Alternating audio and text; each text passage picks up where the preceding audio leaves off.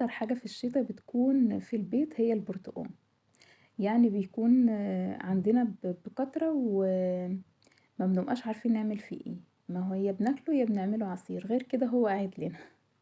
تعالي بقى ناخد برتقانة النهاردة ونعمل منها 30 حباية بسكوت.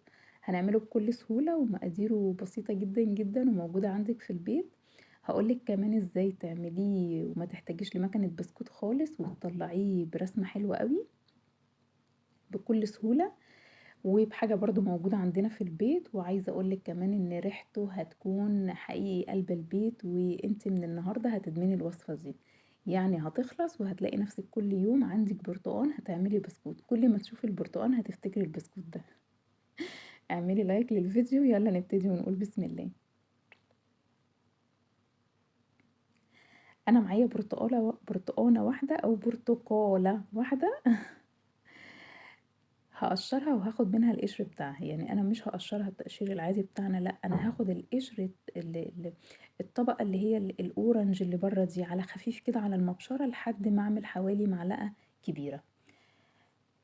ماليش دعوة بقى بالقشرة البيضة دي، يعني زي ما انتوا شايفين انا اخدت القشرة الاورنج الخفيفة دي من بره كده، وهعصرها هتطلع معايا حوالي نص كوباية. باقي المقادير انا معايا بيضة بدرجة حرارة المطبخ. طبعا كل المقادير في اي مخبوزات لازم تاخد درجة حرارة المطبخ. الزبدة مطلعها قبلها من بدري من التلاجة. بعد ما تاخد درجة حرارة المطبخ، الزبدة في الشتاء عموما بتفضل برضو متماسكة، او السمنة او اي دهون عموما بتكون لسه متماسكة. هقولك ازاي تعمليها وتاخد درجة حرارة المطبخ وتكون طرية كأننا في الصيف كده، يعني لو ضغطت عليها كده تكون طرية معاكي زي ما انت شايفة. معايا كمان نص كوباية من السكر، يعني انا كده مقاديري بضاية ونص كوباية سكر ونص كوباية زبدة. لو بالجرامات يعني 100 جرام سكر و125 زبدة. بشر البرتقان هقلبه في السكر، وده اللي هيخلي ريحته او ريحة البرتقان نفاذة جدا في البسكوت. يعني انت اصلا وانت بتقلبي البشر كده في السكر هتلاقي ريحة البرتقان طالعة بطريقة رهيبة. هقلب بقى البشر بتاع البرتقان في السكر كده، وكده جاهز معايا.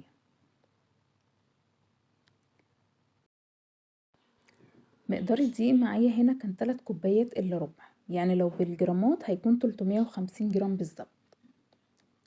انا ضفت في البولة هنا كوبايتين من الدقيق، والكوباية التالتة هشيل منها لحد ما ينقص ربعها. انا شلت حوالي معلقتين ونص.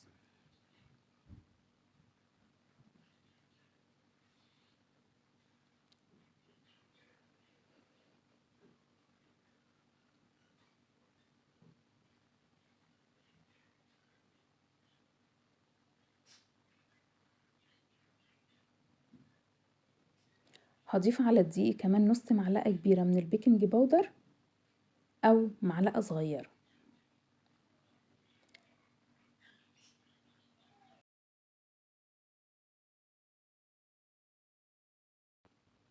كده مش ناقص غير عصير البرتقالة اللي خدنا قشرها، وطلع معايا ازيد من ربع كوباية بمعلقتين، على حسب بقى البرتقانة اللي هتعصريها هيكون فيها مية ولا لا. المهم ان احنا هنكون محتاجين ربع كوباية بالظبط. في بولة وهاخد الزبدة وهبتدي بالمضرب الكهربائي او بالعجان اخفق الزبدة لحد ما تنعم خالص، يعني لحد ما تتفكك تماما. وبعدين هبتدي اضيف عليها السكر وبشر البرتقان،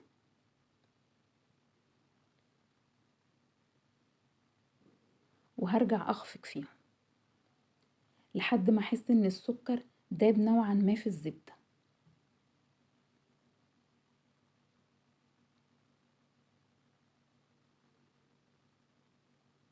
هضيف كمان البيضة وهرجع اخفق تاني، يعني كل ما هضيف مكون هخفق هشغل المضرب بتاعي تاني او سواء العجين. عايزة اقول لكم ان السكر هيدوب بكل سهولة مع الزبدة، مش هنحتاج سكر باودر. لكن لو متاح عندك طبعا تقدري تستخدميه عادي.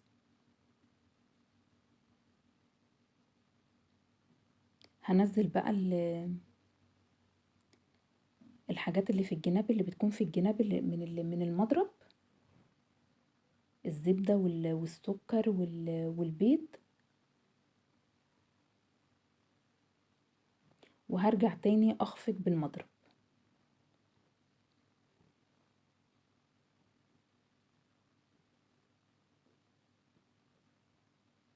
في المرحلة دي هتحس ان السكر داب بنسبة 100%. هضيف بقى العصير بتاع البرتقال،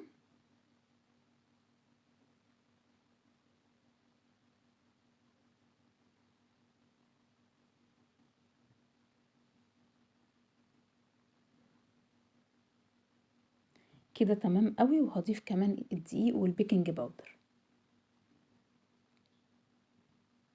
هقلب كل المكونات مع بعض كويس جدا، وبعدين هلم العجينة. عجينة البسكوت يا جماعة مش بتحتاج عجن، يعني هو مجرد ما بنخفق المواد السائلة وبعدين بنحط الدقيق والبيكنج باودر وبنلم العجينة فقط لا غير، يعني ما تحاولوش تعجنوا فيها كتير.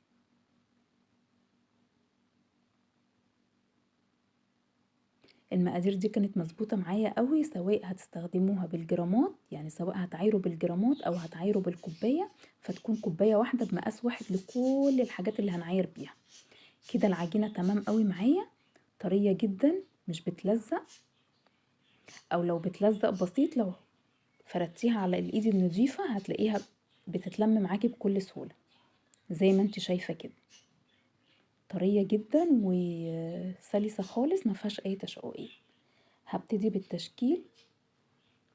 هاخد قطع صغيرة جدا من العجين وهبتدي افردها، او هبتدي اعملها بشكل طولي كده، بشكل اسطواني صغير قد عقلتين من صباعي بالطول.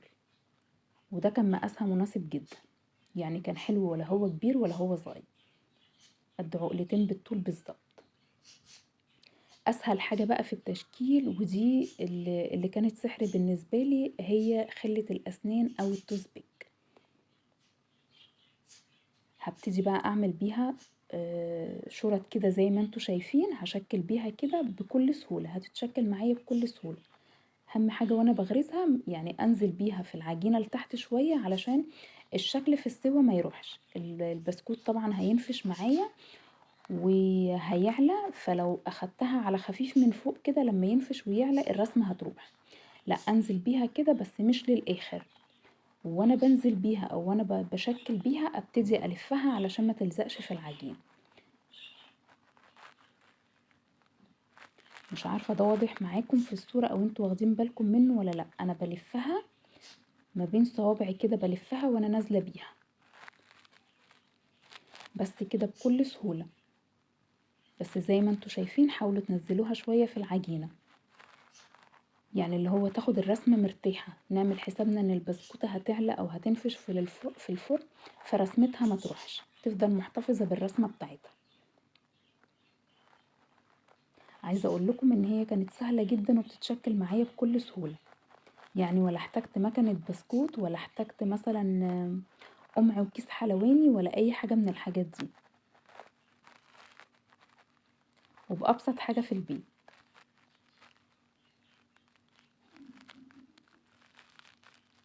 انا عملت قدامكم اهو اكتر من شكل عشان تكونوا عارفين هي بتتعمل ازاي. سهلة جدا جدا، ما فيهاش اي حاجة.